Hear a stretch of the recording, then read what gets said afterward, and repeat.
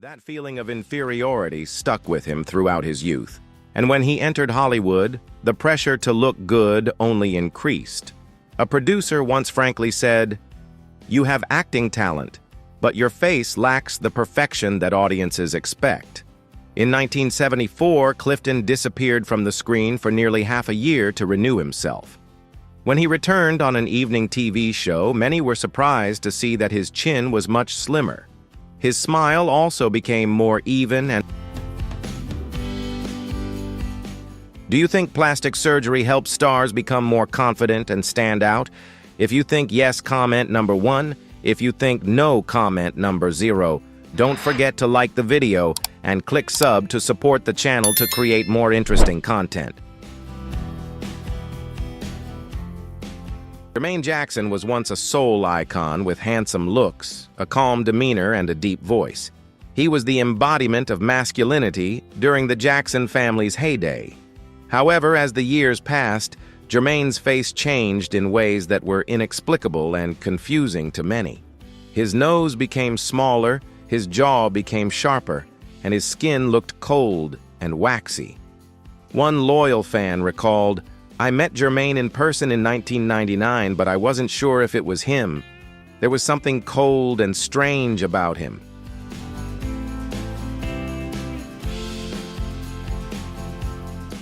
There has been no official statement from Jermaine, but the media has continued to question the changes. One plastic surgeon told the press, "There are signs of jaw surgery, rhinoplasty, and light fillers around the cheeks." One black editor bluntly wrote, "Jermaine looks like a different version of himself, as if he has been pushed out of his past and can't find his way back." Jermaine rarely responds to the speculation. He still tours and performs, but the familiarity in the eyes of the audience has been lost. The change leaves fans feeling lost and alienated.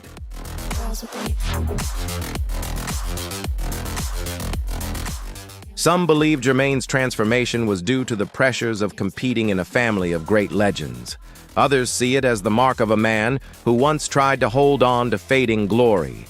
Whatever the reason, we don't know if he regrets the changes. But what is certain is that the scars from these invisible surgical operations often leave a deep mark on the hearts of fans and the entertainment world. Sometimes the scariest thing is not aging, but not recognizing yourself in the mirror. These changes seem to be more than just physical, but also a wrenching internal journey.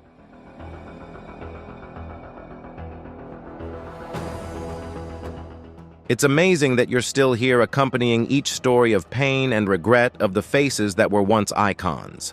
Now, many of them have become mysteries that no one dares to ask directly. But in the end, what do you think is more cruel? Is it the scalpel that cuts every line on the face? Or is it the eyes of the audience when they are no longer satisfied with the real appearance of a black person?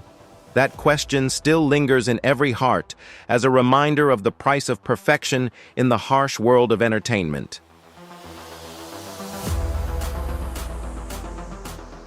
Janet Hubert was once America's most beloved black mother through her role as Vivian Banks on The Fresh Prince of Bel-Air. She was smart, strict, and full of love, becoming a role model for many generations of audiences. But few people know that behind the bright spotlight lies the silent pain of self-esteem and deep isolation. After leaving the show abruptly, Janet almost disappeared from television for many years. When she returned, the audience was surprised by her new appearance. Her forehead was shiny, her facial features were stiff, and her smile had lost its natural softness. Rumors of her Botox injections and forehead lift quickly spread everywhere.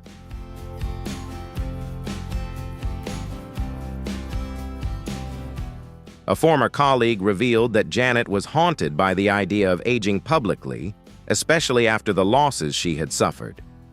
Fans had mixed reactions. Some were sympathetic and understanding, but many felt she was no longer the Vivian Banks they once loved. Janet kept quiet about the gossip. However, in a rare interview she shared, "If you've been hurt long enough, you'll do anything to feel stronger, even if it means changing your face." Patti LaBelle was an irreplaceable voice, an icon, and a warrior both on stage and in life. But as she turned 50, the spotlight began to shine on her limitations, including her eyes. Patti had publicly revealed that she had undergone eyelid surgery to improve her vision, a decision that was more practical than beauty-related. But soon the public began to whisper and notice the changes in her face. Many said that she no longer had the natural tired look that made Patti so genuine and approachable. People kept whispering that she looked like a different person, not the Patti who made them cry on stage, recalled one dancer on the tour. Patti's new eyes were sharper, and her face looked noticeably younger. But that youthfulness came at the expense of the human fatigue that had once made her so relatable and genuine to audiences. At a press conference, when a young reporter asked, "How does it feel to not look like yourself anymore?" Patti simply laughed and did not answer. The public reaction at the time was clearly divided. Some said she had the right to change for the better, while others sobbed. "I remember the look in your eyes in 1978, it touched my heart." That divisiveness was a testament to the deep love that audiences had for the original version of Patti.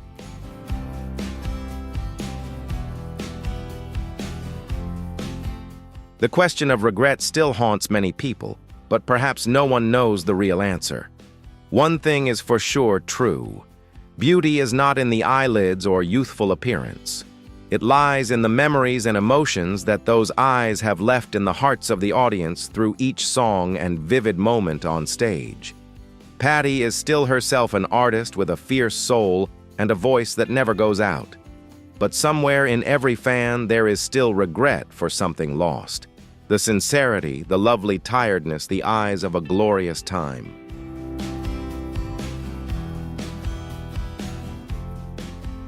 Vesta Williams has a voice that gives listeners goosebumps from the first line. She has the vocal power of Whitney Houston, but unfortunately she was not supported properly in her career. Vesta's appearance was also criticized as being too big, too real, too dark to be a model on stage. In the late 80s, audiences were surprised to see a completely different Vesta on the cover of the album Vesta for You. Her cheekbones were slimmer, her eyes were sharper, and her chin was much smaller than before. This change made many people wonder and curious.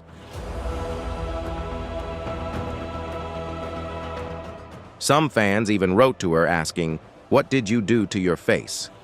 A stylist in the industry shared that Vesta once said she just wanted to look slimmer and more presentable on television so she could survive. The rapid transformation brought her back into the spotlight, but also left many people feeling regretful about her old image. One journalist commented, "Vesta now looks like a carbon copy of herself." A close friend once revealed that she admitted to having surgery and minor injections to feel allowed to survive in the harsh entertainment industry.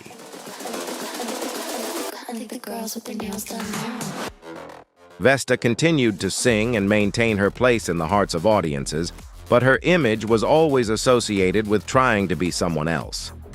It wasn't until her death in 2011 that the public began to talk more about her, not because of the scandals, but because of the price she paid for trying to survive in Hollywood. Vesta once confided, "Black people are never allowed to be old, fat, or real. I just want to exist." That statement now has a legacy that is more meaningful than any song she ever sang.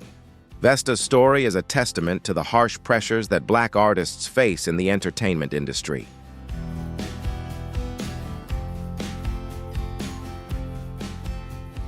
Millie Jackson was once considered the most daring voice among Black female artists.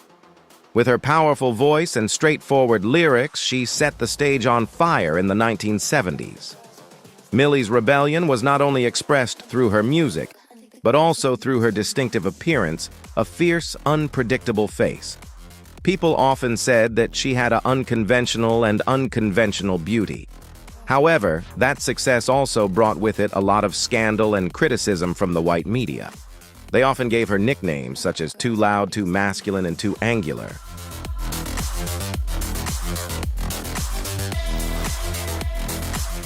These cruel comments seemed to hurt Millie more than the scandals she had faced.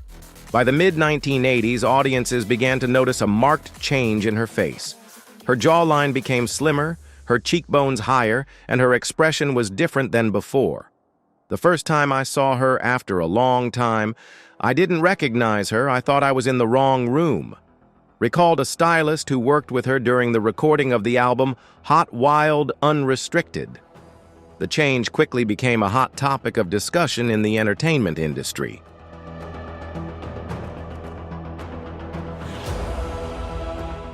Many questioned why a rebel like Millie would change her appearance to conform to the norm. Some believed she was overwhelmed by criticism and wanted to change to avoid discrimination. Others said that Millie simply wanted to control every aspect of her life, including her face. However, longtime fans felt regret and disappointment. One tearfully said, "I loved Millie with her natural smile and fierce face back then, but now she is prettier, but she is not my Millie."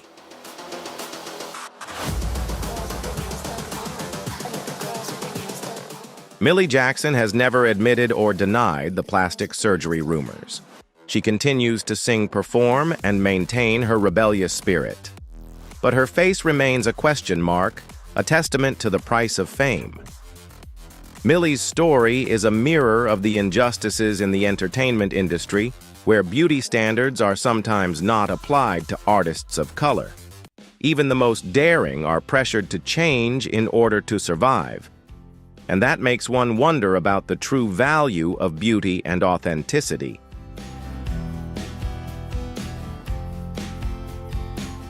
Phyllis Hyman had a voice too beautiful, too powerful, and too sad to be forgotten. She had a regal presence, eyes that told a story, and a loneliness that permeated every song. Yet it was her eyes that first made people notice the change in her face. Phyllis was rejected by producers because she looked too sad for the bright, shiny pop market.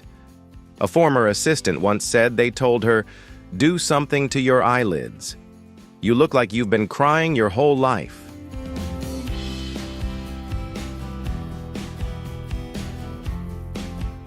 A few months later, Phyllis appeared on television. With a new look, her eyes were big and sparkling, but lacked the depth that had haunted everyone. She never admitted to having surgery, but a close friend revealed that the surgeon had only done a little bit to make her look happier. However, Phyllis felt like she was wearing a mask, a stranger to herself. The small change quickly made viewers suspicious and commented that she looked strange and emotionless.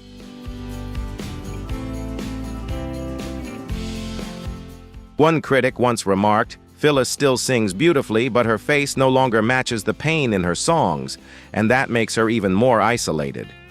In her diary, she once wrote, "I don't know who I am when the lights go out." These are haunting words about an artist's inner struggle. In 1995, Phyllis Hyman took her own life at the age of 45, leaving behind a beautiful musical legacy, but also a question about the price of always looking perfect.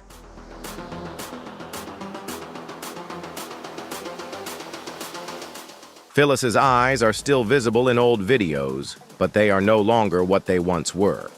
They are a testament to the silent battle that a black artist must face between being themselves and pleasing the eyes of others. It is a tragedy of an entertainment industry that has never truly accepted real tears. Phyllis Hyman's story is a reminder of the pain and sacrifice that artists often face behind the glamour.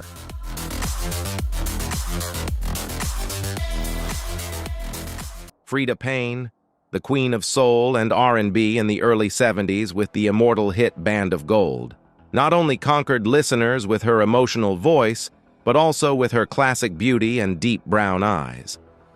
Under the stage lights, she exuded an undeniable charm. However, behind that perfect makeup were deep pains and obsessions about her appearance which few people knew about. It was the story of a woman facing the strict standards and harsh prejudices of the entertainment industry for women of color.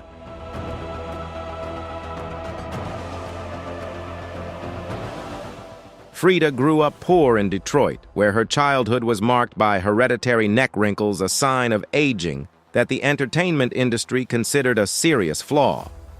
When she entered the music scene, the advice to cover your neck with a scarf, shoot only close-ups of your face, and avoid turning your head too much became an unspoken rule. Rumors spread, trapping her in an invisible cage of appearance, when the truth was that her music should be heard more than seen.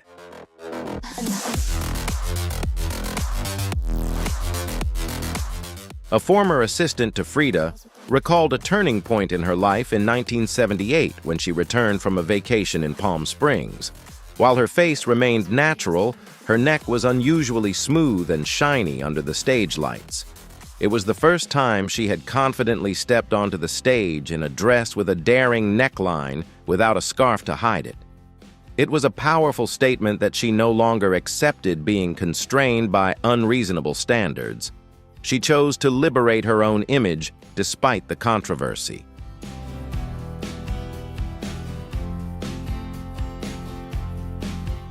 Although Frida never admitted to having undergone cosmetic surgery, her transformation caused mixed reactions among the public and critics. One veteran critic wrote, "Frida now looks like a figurative beauty, but I miss those wrinkles. They are the traces of a woman who has suffered, but still sings her heart out." After that, Frida appeared less in the media, and many people thought she became cold and distant. But to those close to her, she was still the same person, just choosing to be quieter to preserve her privacy and peace of mind.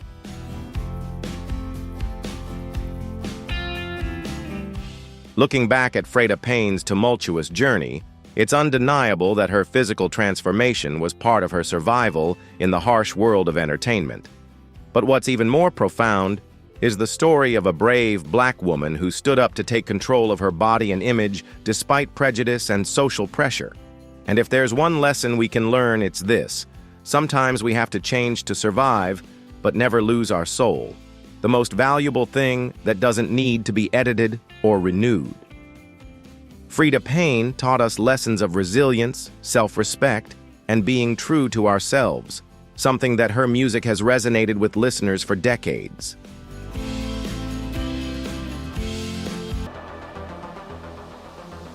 Clifton Davis. The angelic face behind the perfect smile was a symbol of elegance and warmth in the entertainment industry in the 70s.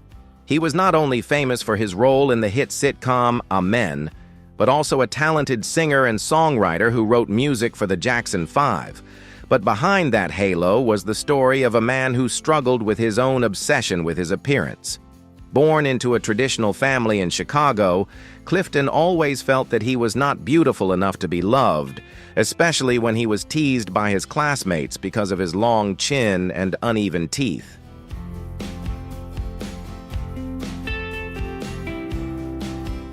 That feeling of inferiority stuck with him throughout his youth, and when he entered Hollywood, the pressure to look good only increased. A producer once frankly said, "You have acting talent, but your face lacks the perfection that audiences expect." In 1974, Clifton disappeared from the screen for nearly half a year to renew himself. When he returned on an evening TV show, many were surprised to see that his chin was much slimmer. His smile also became more even and meticulously sculpted, although he never publicly admitted to having surgery.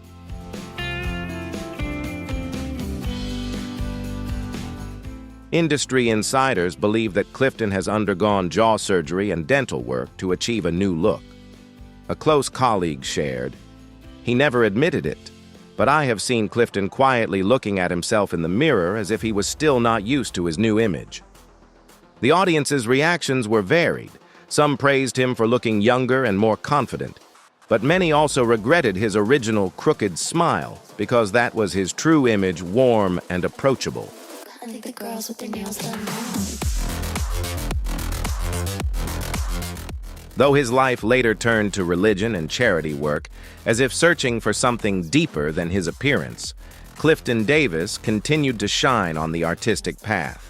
His new chin may have helped him stand firm in the glitz of Hollywood, but many fans still remember the boy with a genuine, if imperfect, smile.